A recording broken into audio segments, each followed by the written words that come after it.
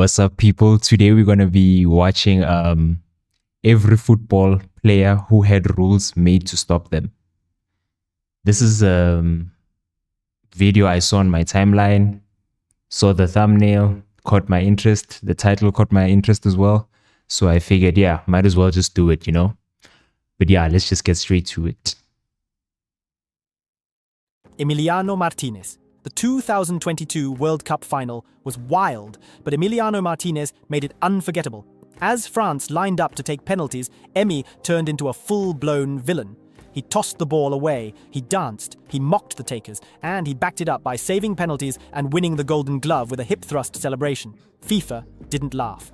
Less than a year later, they rewrote the rules just to stop him. Starting July 1st, 2023, goalkeepers are banned from touching the posts, delaying the kick, or trying to distract the taker in any way. Basically, they banned everything that made Emi. No more mind games, no more dancing on the line. If you're a keeper now, you stand still, you shut up, and you wait. The rule wasn't just updated, it was upgraded into a direct response to one man's chaos. But you see, this is the problem of having people who've never played soccer make rules about soccer.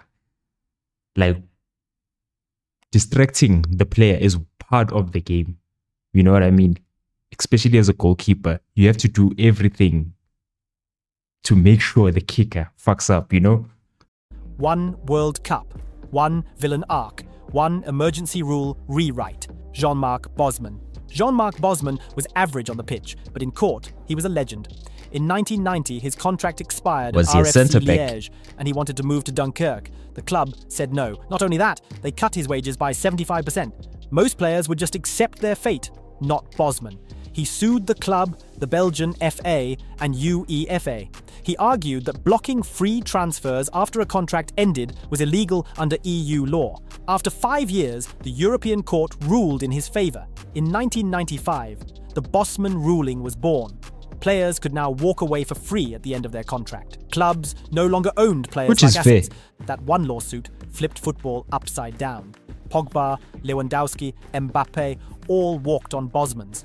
Jean-Marc didn't just win a case, he rewrote the transfer system for good. Peter Schmeichel and Bruce Grobbelaar. Denmark, at Euro 92, had one trick. Score a goal, then give it to Peter Schmeichel, who would waste time like it was an Olympic sport. He'd hold the ball, fake kicks, stall endlessly. It wasn't new. In the 1980s, Grobbelaar did the same thing for Liverpool. Pass the ball back, pick it up, hold it, repeat. Sometimes the defenders would back pass, just to waste time. The clock ticked, fans slept. FIFA finally snapped. I remember seeing a video of Verratti. So basically he's kicking the ball up and then he kicks it up and then headers it to the goalkeeper. I know there's a rule where you can header it to the goalkeeper, but because he did it intentionally, he got booked for it, which makes sense because it's time wasting at the end of the day. You just, you know, wasting everyone's time. We all came here to be entertained and that's boring, you know? In 1992, they banned goalkeepers from picking up back passes. From then on, keepers had to use their feet. It was mayhem at first. So many keepers had never been trained with the ball at their feet. But it opened the game up. More goals, more drama, more errors. All thanks to a pair of keepers who stalled football so hard, FIFA hit the reset button. All goalkeepers. By 2025, time wasting had evolved again. Now it wasn't just back passes, it was keepers holding the ball like it was a newborn. So IFAB said, enough. Starting in the 2025/26 season, any goalkeeper who holds the ball longer than 8 seconds gives away a corner. Not a warning, not a free kick, a whole corner. It got enforced right away. June 2025. And I feel like they should make it even more interesting. Like if you do it 3 times in a row, it should be a penalty. Not just free kick, not just a corner. Club World Cup. South African keeper Ronwen Williams held on too long. Ref pointed to the corner flag. The message was clear. The clock's not yours anymore. Hold it too long and your opponents get a scoring chance. Jimmy Thorpe, February 1936. Sunderland versus Chelsea. Jimmy Thorpe, just 22, dives on the ball.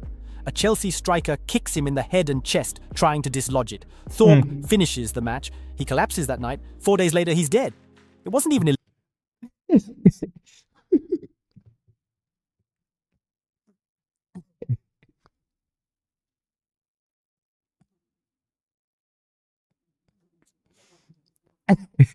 Okay, my apologies. Ish. Okay, listen, dying is not funny, but like that caught me off guard, you know? Legal. Back then, you could kick a keeper holding the ball, you could challenge him, you could attack him. Thorpe paid the price. The FA reacted. Immediately, they changed the rules. You can't raise your foot if the keeper has the ball under control. That was the start of serious protection for goalkeepers. Thorpe's medal was given to his widow. She couldn't afford a headstone, but the laws changed, and no one else had to die for that same reason. R.I.P. Diego Forlan, November 2002. Forlan comes off the bench for Manchester United against Southampton, scores the winner, rips off. Yeah, I actually remember this. He takes off his shirt. He takes off his shirt, celebrates, and then the restart happens and he still has his shirt off. Now he's playing with the shirt off. His shirt in pure joy, then forgets how to put it back on. He runs around shirtless, tries to pull it on mid-game, misses a tackle. Fans love it, managers do not. FIFA decides to get strict. In 2004, they introduced Law 12. Take off your shirt to celebrate, yellow card, even if it's iconic, even if it's your first ever goal. Forlan became a Fair meme, enough. but he also became a rule. Moral of the story, if you're gonna score, keep your shirt on. Frank Lampard, 2010 World Cup, England versus Germany. Lampard fires a rocket. Off the bar, bounces over the line, everyone sees it, except the ref. No goal. Germany go on to win 4-1. England fans lose their minds, it was the final straw. FIFA responds. Goal line technology is introduced. FIFA. Sensors, cameras, instant confirmation. If the ball crosses the line now, the ref's watch vibrates. No arguments. That one shot didn't just cost England a goal, it gave us the first real football tech. It also opened the door for VAR. Before we dive deep, Which is ruining the game. Because VAR now, it takes too long, bro. Like, the people who manage VAR, they're incompetent. So what's the point? If you're going to use technology, it's supposed to be perfect the whole way. I remember a goal by Shelby. Newcastle versus some, I don't know. I don't remember who it was exactly. But basically, the ref blows the whistle and Shelby is by the halfway line. He goes. No one is marking him because everyone blew the whistle. And then he scores. When he scores, it activates VAR. Now they have to check. And then it actually turned out to be a goal. So now my question is, in such situations, is it necessary? You know what I mean? deeper, smash that subscribe button for bite-sized football scandals, legendary stories, and wild moments you won't see on the highlight reel. Bill McCracken. Bill McCracken didn't just defend, he broke the game. Early 1900s, the offside rule required 3 defenders to be between the striker and the goal. So McCracken parked himself just past midfield. Every time an attacker made a run, he stepped up, offside, again and again. Newcastle won. Fans left. In 1925, the FA had enough. They rewrote the offside rule. Now it won. Goal. So McCracken parked himself. Bill McCracken didn't just defend, he broke the game. Early 1900s, the offside rule required 3 defenders to be between the striker and the goal. So McCracken parked himself just past midfield. Every time an attacker made a run, he stepped up, offside, again and again. Newcastle won. Fans left. In 1925, the FA had enough. They rewrote the offside rule. Now it only takes 2 defenders to keep a striker onside. That one tweak doubled the number of goals per game. McCracken didn't just win titles, he forced the biggest attacking rule change in history. He broke offside. Lee Roos. Lee Roos wasn't normal. He was a goalkeeper who dribbled upfield, used his hands outside the box, tackled. So this is the first Neuer.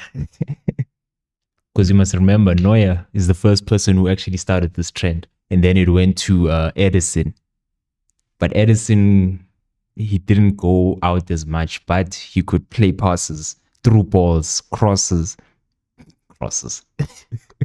But yeah, you get what I'm saying, you know? Players took penalties. He was part keeper, part midfielder, part madman. Fans loved him, but opponents hated it. There were no rules stopping it. Yet. In 1912, the FA had enough. They rewrote the laws.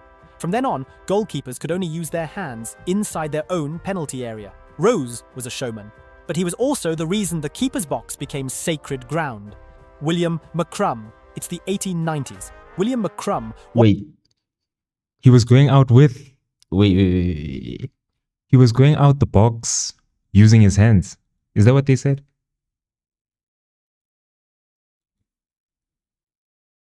Striker onside. That one tweak doubled the number of goals per game. McCracken didn't just win titles, he forced the biggest attacking rule change in history. He broke offside. Lee Roos. Lee Roos wasn't normal. He was a goalkeeper who dribbled upfield, used his hands outside the box, tackled players, took penalties. He was part keeper, used his part hands midfielder, outside the part box. madman. Eh. Fans loved him, but opponents hated it. There were no rules stopping it. Yet. In 1912, the FA had enough. They rewrote the laws. From then on, goalkeepers could only use their hands inside their own penalty area. Yeah, Rose fair enough. was a showman, but he was also the reason the keeper's box became sacred ground. William McCrum. It's the 1890s. William McCrum watches players hack attackers down with zero consequences.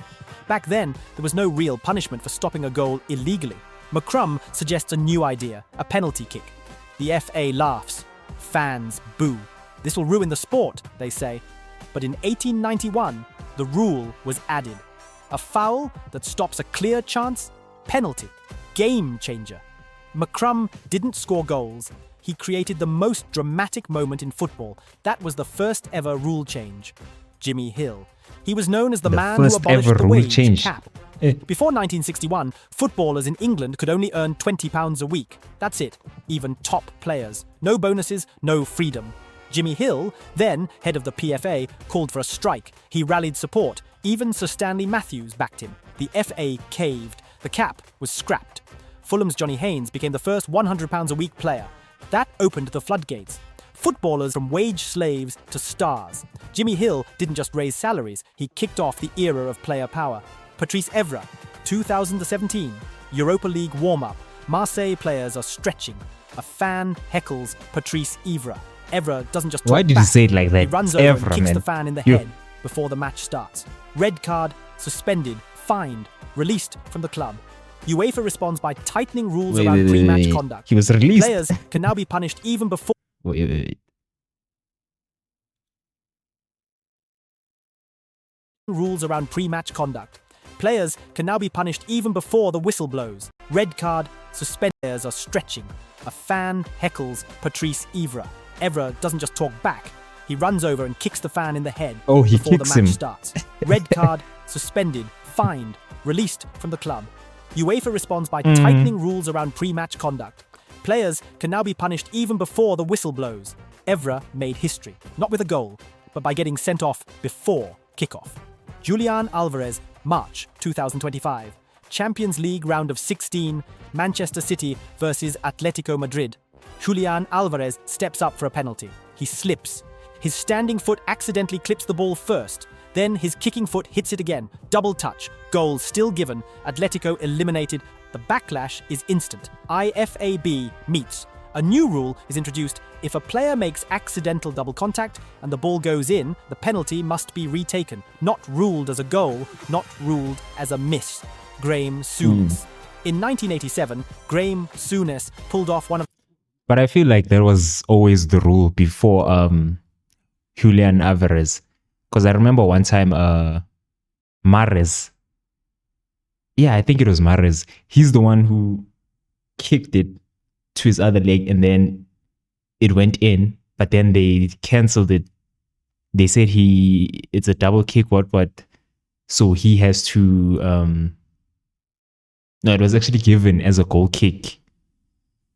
And this was way before Julian Alvarez joined Atletico Madrid. So yeah. the most ridiculous flexes in football history. During a match for Rangers, he passed the ball back to his goalkeeper. It sounds normal, right? Except he did it from inside the opponent's half, like he was just trolling everyone for fun. This wasn't some casual mistake, it was deliberate. And it wasn't just him. Teams across Europe started abusing the back pass rule, especially Liverpool with Grobbelaar. It killed the flow of matches. Always Fans were Liverpool booing, refs playing were back helpless. football. That moment with Saunes helped build pressure. By 1992, FIFA had enough and nuked the whole thing. Back passes were banned. Suddenly, goalkeepers had to use their feet. Panic spread. UEFA's extra goal line refs. Michel Platini hated VAR, hated it, thought it would ruin the flow of football.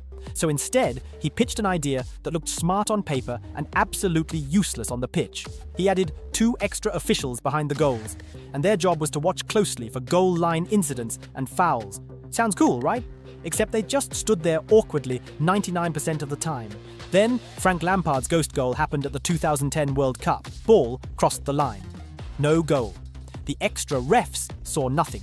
Platini's master plan crumbled like a soggy croissant. That was the final nail. UEFA finally gave in. VAR was born, and Platini's extra eyeballs were quietly erased. Ashley Barnes. In the FA Cup, Burnley striker Ashley Barnes turned. But I honestly feel like VAR is ruining football, man.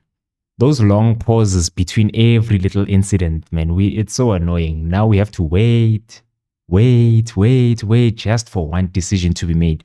And even during this Club World Cup, there was this rule where refs had to announce every thing that happens, as in like before they make the decision, they have to explain why they made the decision, and we have to just wait. It's annoying, man. The whole point of football is entertainment, guys. This is not a drama show. We don't need to be entertained like that. You know, we just want to see people using their ability to play football. That's it. Let's not complicate the game, you know? Into a human stopwatch. Preston's goalkeeper Freddie Woodman was holding the ball forever, so Barnes started counting the seconds on his fingers, like a schoolteacher losing patience. Fans saw it and joined in. Full stadiums began sarcastically counting out loud whenever goalkeepers tried to waste time. It created pressure. Referees started looking bad. Broadcasters kept pointing it out. That led to the visual countdown rule. Ref raises hand, counts the last 5 seconds, all because Ashley Barnes had enough. Thierry Henry, 2009. World Cup qualifier. France versus Ireland. Henry controls the ball with his hand, crosses it, and Gallas scores. Ref doesn't see it. Ireland is eliminated. The whole world screams. FIFA panics, pushes for more technology. The pressure skyrockets. Henry didn't just break Irish hearts. He gave VAR a real purpose. Pelé. In 1962, Brazil. So basically, we should blame Thierry Henry. Thierry Henry and Frank Lampard. Those are the 2 people that caused all this nonsense. Brazil's golden boy, Pelé, got injured early in the World Cup. No subs were allowed. Brazil had to play with 10 men. This wasn't the first time. Injuries ruined teams. So FIFA finally cracked. Substitution rules were introduced. First, just 1. Then, more overtime. And it started because nobody wanted to watch World Cups without Pelé. René Higuita. This is the madman behind the no-dribble rule. Colombia's Higuita wasn't a goalkeeper. He was a chaos agent. He dribbled past strikers. He did tricks in his own box. He was the reason parents told kids not to mess around. FIFA updated their guidance. If a keeper tries that nonsense near goal and loses it, it's on him. Dangerous play. No second chances. Higuita didn't care, but the rule lives on. Luis Suarez. 2013. Suarez beat Ivanovic. Banned 10 games. Then, in 2014, he bites Chiellini at the World Cup. The internet explodes. FIFA is embarrassed again. They can't keep banning him with basic rules, so they introduced. You see, I'm noticing something. I'm noticing a theme here. There's a lot of Liverpool players. Liverpool as a club, there's always nonsense. These guys, they play shit.